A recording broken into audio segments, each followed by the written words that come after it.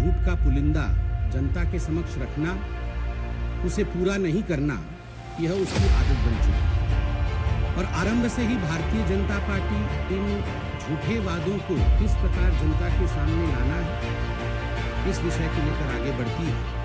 कल राहुल गांधी छत्तीसगढ़ में थे और छत्तीसगढ़ में उन्होंने जिस प्रकार कई झूठे वादों को सामने रखा, आज वक्त आ चुका है कि भारतीय जनता पार्टी और हिंदुस्तान की जनता, छत्तीसगढ़ की जनता राहुल गांधी और कांग्रेस पार्टी को आईना दिखाने का काम करे। विगत 5 वर्षों में छत्तीसगढ़ में कांग्रेस की सरकार रही। बंधुओं, ये आरोप पत्र है जो मैं अपने साथ लेकर आया हूँ। 104 पन्ने का है, बड़े मुश्किल से 2 भागों में स्टेपल करके लाया हूँ। हमारे ऑफिस में ऐसा कोई स्टेपलर नहीं था जिससे इतने पन्ने स्टेपल हो जाए, एक पढ़ के स्टेपल हो जाए। आप सोचिए घोटालों का पुलिंदा और ये आरोप पत्र कितना बड़ा है।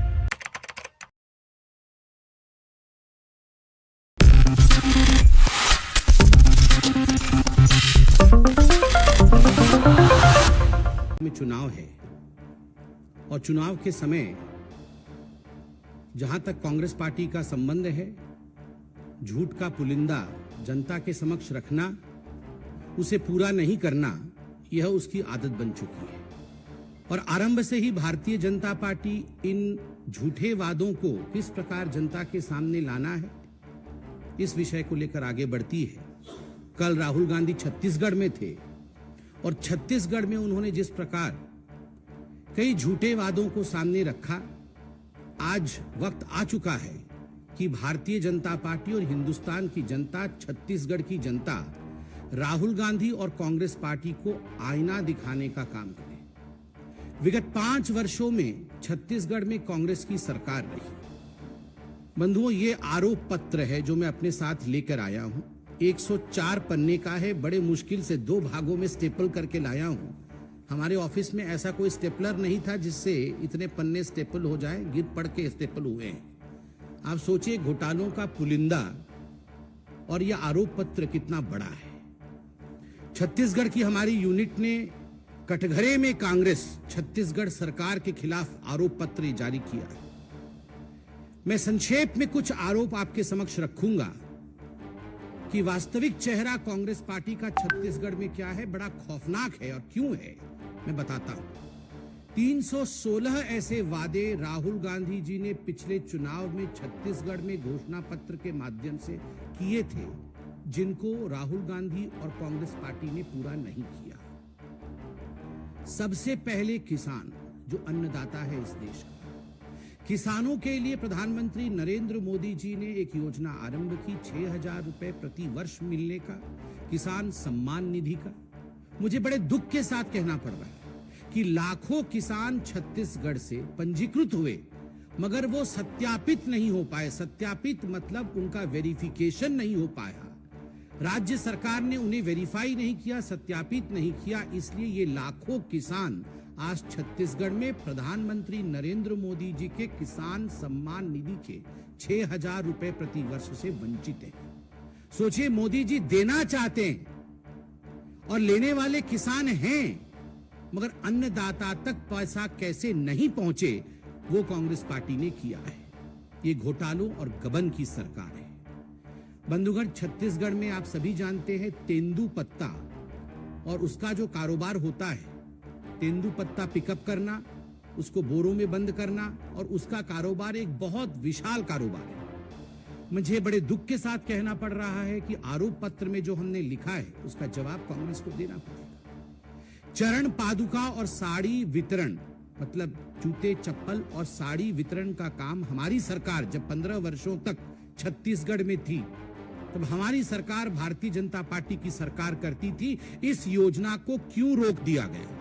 और केवल इतने ही नहीं, तेंदूपत्ता वितरण के काम में, तेंदूपत्ता कलेक्शन के काम में जो दिन तय होते हैं, उन दिनों की संख्या को कम किया गया। और आपको जान के आश्चर्य होगा कि 4 वर्ष तक जो बोनस तेंदूपत्ता पिकअप करने वाली खासकर महिलाएं होती हैं, उनको नहीं दिया गया है।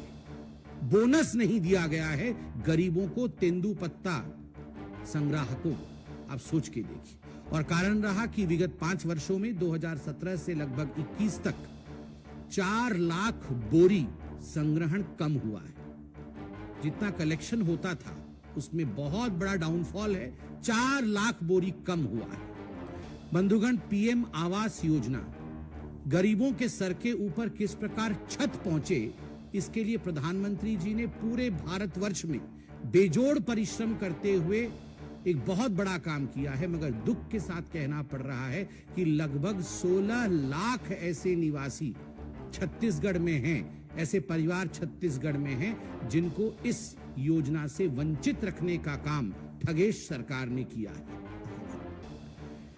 धर्मांतरण विरोधी विधेयक, ये जो एंटी कन्वर्शन बिल छत्तीसगढ़ में भारतीय जनता पार्टी की सरकार लाई थी, उसका मुख्य उद्देश्य कोई सौहार्द बिगाड़ना नहीं था। उसका कोई उद्देश्य सौहार्द बिगाड़ने का नहीं था। उसका उद्देश्य था कि हमारे जो जनजाति बंधु हैं, जो ट्राइबल बंधु हैं, किस प्रकार से उनके संस्कृति को, किस प्रकार से उनके विचारों को हम संजो के रख सके, उसे बचा के रख सके। किंतु बड़े दुख के साथ कहना पड़ रहा है कि हर कदम पर कांग्रेस की सरकार ने इस धर्मांतरण विरोधी बिल जो था उसके विरोध में खड़ी हुई और धर्मांतरण को आगे बढ़ावा देने में काम कर रही है। केवल इतना ही नहीं, नक्सलियों के साथ कदम से कदम मिला के भी चलने का काम कांग्रेस की सरकार कर रही है। आप याद करिए किस प्रकार से नक्सलिज्म को समाप्त करने का काम मोदी जी की सरकार ने इतने वर्षों में किया। इसके आंकड़े समेत आदरणीय गृह मंत्री जी ने अपने प्रेस कॉन्फ्रेंस में और पार्लियामेंट में कहा है। किंतु दुख के साथ कहना पड़ रहा है, आरोप पत्र में जिसकी प्रति आपको मिलेगी उसमें तथ्य है कि नक्सलियों को बढ़ावा और नक्सलियों के माध्यम से भारतीय जनता पार्टी के कार्यकर्ताओं की हत्या का काम भी छत्तीसगढ़ की सरकार ने कराया है। बंधुगण, शराबबंदी, आप याद करिए पिछली बार जब राहुल गांधी छत्तीसगढ़ गए थे तो राहुल गांधी जी और कांग्रेस पार्टी ने एक मुख्य बिंदु को पकड़ा था छत्तीसगढ़ में कि हम यहां पर 100% शराबबंदी कराएंगे। शराबबंदी नहीं हुई। शराब के नाम पर, नकली शराब के नाम पर, डोर स्टेप शराब डिलीवरी के नाम पे 2161 करोड़ का घोटाला हुआ, जैसे दिल्ली में हुआ। और तो और संजय जी, आम आदमी पार्टी वालों ने एक प्रेस कॉन्फ्रेंस किया था और वो भूपेश बघेल जी को अरेस्ट करने की बात कर रहे थे कि इनको अरेस्ट करो, ये बहुत बड़े शराब माफिया हैं। आप सोचिए, सबसे बड़ा माफिया जब कह रहा है कि वो भी डॉन है, तो ये कितने बड़े डॉन होंगे आप सोचिए जरा। जब आम आदमी पार्टी वाले बोल रहे हैं कि ये हमसे आगे निकल गए हैं शराब घोटाले में और भूपेश बघेल जी अरेस्ट होने चाहिए, तो 2161 करोड़ का शराब घोटाला है। आप सभी गणमान्य पत्रकार बंधु हैं और कई वर्षों से आप इस प्रोफेशन में हैं। एक विषय आप सब मानेंगे कि विगत 15 वर्ष, ये कांग्रेस के 5 वर्ष काट दीजिए, छत्तीसगढ़ के विगत 15 वर्ष, अगर पूरे हिंदुस्तान में किसी एक विषय को लेकर चर्चा होती थी, कीर्तिमान होता था, तो वो PDS, public distribution scheme, PDS scheme को लेकर होता था। कि धान और चावल की जो डिस्ट्रीब्यूशन होती थी वो इस प्रकार से होता था कि उसका उदाहरण पूरे हिंदुस्तान में दिया जाता था। आज मुझे बड़े दुख के साथ कहना पड़ रहा है कि इस पीडीएस स्कीम में एक धब्बा लगाने का काम, सेंध मारने का काम ठगेश सरकार ने छत्तीसगढ़ में किया है और लगभग 600 करोड़ रुपए का घोटाला पीडीएस स्कैम में किया है। ये सारे तथ्य सीएजी के रिपोर्ट में भी है और हमारे घोटाले पत्र में एक एक डिटेल्स है। समय कम होने के कारण मैं केवल मुख्य बिंदु बता रहा हूं। और इतना ही नहीं, किस प्रकार आप देखिए कोरोना का काल आया, उसमें भी इन्होंने विपत्ति में किस प्रकार से फायदा उठाया जाए, आपदा में किस प्रकार से फायदा उठाया जाए, इसका भी फायदा उठाते हुए जो चावल प्रधानमंत्री नरेंद्र मोदी जी ने गरीबों के लिए छत्तीसगढ़ भेजा, उसमें 5000 करोड़ रुपए का घोटाला हुआ है। 5000 करोड़ रुपए का। सरकारी नौकरी नीलाम होती है।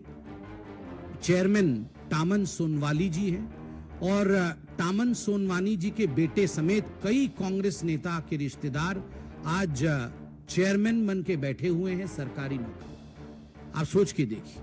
केवल इतना ही नहीं, ऑनलाइन सट्टा, इसका संरक्षण करने का काम कांग्रेस की सरकार ने किया है। राहुल गांधी जी, ऑनलाइन सट्टा, ये ऑनलाइन सट्टा को संरक्षण देने के कारण लगभग 50 लाख ऐसे लोग हैं जो इसके चपेटे में आए। छत्तीसगढ़ में उनका पैसा डूबा और कुल मिलाकर के लगभग 5,000 करोड़ रुपए का गबन इस ऑनलाइन सट्टे के माध्यम से हुआ। आप सबके अखबारों ने, आप सबके चैनलों ने इसे दिखाया है। छत्तीसगढ़ एक मिनरल रिच स्टेट है। स्वाभाविक रूप से वहां पर जिस प्रकार की अनियमितता मिनरल्स को लेकर हुआ है और खास करके कोयला कारोबार में हुआ है, कोयला कारोबार में 25 रुपए प्रति टन की उगाही, एक टन पे 25 रुपए की उगाही, और इस कारण से लगभग 2,000 करोड़ रुपए का घोटाला कोयले को लेकर छत्तीसगढ़ में ठगेश सरकार ने किया है। वन क्षेत्र बहुत बड़ा है छत्तीसगढ़ में। वन विभाग के 33 टेंडर में अनियमितता हुई है और इसके कारण जो हमने अखबार में पढ़ा है, सीएजी की रिपोर्ट में आई है, 4,000 करोड़ रुपए का लूट हुआ है। मुझे तो बोलते हुए भी यहां हिसाब रखना पड़ रहा है। 5,000, 5,000, 4,000, 6,000, 5,000, कितने कितने हजारों करोड़ लूट जा रहे हैं। और जो गुड़ और चना वितरण का घोटाला हुआ है उसके विषय में भी आप जानते हैं। सबसे बड़ी बात है, मैंने खनन के विषय में कहा, जो प्रदेशाध्यक्ष हैं कांग्रेस पार्टी के, जिनका नाम मोहन मरकाम है, खुद मोहन मरकाम ने माना है और ये आज विदित है वहां पर छत्तीसगढ़ में, बच्चा बच्चा जानता है कि डिस्ट्रिक्ट मिनरल फंड में उन्होंने घोटाला करके किस प्रकार 7 करोड़ रुपए कमाए हैं। इस विषय में छत्तीसगढ़ के हर अखबार में सुर्खियां थी। मोहन मरकाम जो अध्यक्ष हैं कांग्रेस के। शिक्षक एक बहुत महत्वपूर्ण पद होता है। शिक्षकों के लिए कई विषय इन 360 वादों में राहुल गांधी ने छत्तीसगढ़ में किया था। राहुल गांधी जी, मैं आज पूछना चाहता हूं आपसे कि शिक्षकों की भर्ती और खास करके शिक्षकों के ट्रांसफर को लेकर किस प्रकार का गबन का काम छत्तीसगढ़ में चल रहा है, जिसमें लगभग 20,000 शिक्षकों से करोड़ों रुपए वसूल किए गए हैं कि आपको ट्रांसफर कराया जाएगा, आपकी भर्ती कराई जाएगी। केवल इतनी ही नहीं, निजी कंपनी के फायदों के लिए शिक्षकों से जबरन एक किलोल पत्रिका है, उस पत्रिका के लिए आजीवन सदस्य उनको बनाया गया है। पूरे प्रदेश के शिक्षकों को किलोल पत्रिका का आजीवन सदस्य बना करके करोड़ों रुपए उनसे ऐंठा गया है। आप सोच के देखिए, ये वॉलंटरी नहीं था, कंपलसरीली था। आंगनवाड़ी एक बहुत महत्वपूर्ण परियोजना होती है, एक बहुत महत्वपूर्ण स्तंभ होता है जिसपे समाज परिलक्षित होती है। आंगनवाड़ी में कार्यरत हमारी बहनों में उनके साथ भी छलावा। 1,000 रुपए भेजा गया कि इन बहनों को, केंद्र की तरफ से 1,000 रुपए भेजा गया कि इन बहनों को साड़ी दिया जाए, मगर वह 1,000 रुपए का गबन भी जो मोदी जी भेजते थे, उसका गबन भी छत्तीसगढ़ के ठगेश सरकार ने किया। कोरोना के समय छत्तीसगढ़ की सरकार ने सेस लगाया था, आपको याद होगा। वो पैसा कहां है? वो सेस का पैसा कहां खर्च किया गया? मैं आज राहुल गांधी जी से पूछना चाहता हूं। हम तो हमेशा हिसाब देते रहते हैं, आप बताइए छत्तीसगढ़ में कोरोना का जो सेस का पैसा वो कहां गया? बारदाना, किसानों के पैसे हड़पने के लिए देर से जो बारदाना खरीदने का आदेश जारी किया गया, उससे काफी किसानों को बड़ा नुकसान हुआ। और प्रदेश में छत्तीसगढ़िया भाषा में एक कहावत वहां चल रही है, खाए बर होटा नहीं है, भूपेश कटा बोटा नहीं है। जो छत्तीसगढ़ में मुझे सुन रहे होंगे सभी जानते होंगे, खाए बर होटा नहीं है, भूपेश कटा बोटा नहीं है। माफिया और अपराधियों को खुली छूट दी गई। और आपको आज जान के आश्चर्य होगा कि दुष्कर्म के, I am sorry to state, दुष्कर्म के 5,900 से अधिक मामले नजरअंदाज कांग्रेस की सरकार ने छत्तीसगढ़ में किए। ये आम आदमी पार्टी की तरह ही लोकपाल लाएंगे, लोकपाल लाएंगे कह रहे थे ये छत्तीसगढ़ में कांग्रेस की सरकार, मगर जब उन्होंने खुद अपना रिपोर्ट देखा, कोई लोकपाल का एल भी नहीं बोलता है, लोकपाल का नाम ही नहीं ले रहे हैं। और दूसरों के ऊपर बेबुनियाद आरोप लगा करके किस प्रकार से उन्हें गिरफ्तार इत्यादि करने की कोशिश छत्तीसगढ़ में हो रही है, वो भी आप जानते हैं। एक योजना था छत्तीसगढ़ में जिसका नाम है राजीव युवा मितान क्लब योजना। राजीव मतलब राजीव गांधी, सब कुछ परिवार के नाम पे ही है। तो राजीव युवा मितान क्लब योजना, जिसमें जो ग्राम सभा होती है उसके बिना सहमति के लिए क्लब के लिए जमीन ली गई और लगभग 132 करोड़ की ऐसी जमीन युवा कांग्रेस कार्यकर्ताओं को क्लब के सदस्य बना करके दिया गया है। आप सोचिए 132 करोड़ रुपए का घोटाला ग्राम सभा की जमीन के ऊपर। राहुल गांधी जी को आपने सुना होगा पिछले बार चुनाव में छत्तीसगढ़ में कह रहे थे 2500 रुपए का भुगतान दिया जाएगा अनएम्प्लॉयड यूथ को। जिन लोगों को नौकरी नहीं मिली है उनको 2500 रुपए प्रति माह दिया जाएगा। आपको जान के आश्चर्य होगा, इस प्रकार के नियम बनाए गए कि लगभग प्रति युवा आज 1.5 लाख रुपए से उनको वंचित रखा गया है और 5 सालों में लगभग 15,000 करोड़ रुपए जो पूरे युवक समाज है, जिनको इन्होंने कहा था कि हम आपको 2,500 रुपए देंगे भुगतान के रूप में, लगभग 15,000 करोड़ रुपए के लाभ से युवाओं को वंचित रखा गया है। केवल इतना ही नहीं, आपने हाल फिलहाल में पढ़ा होगा 95 चपरासी का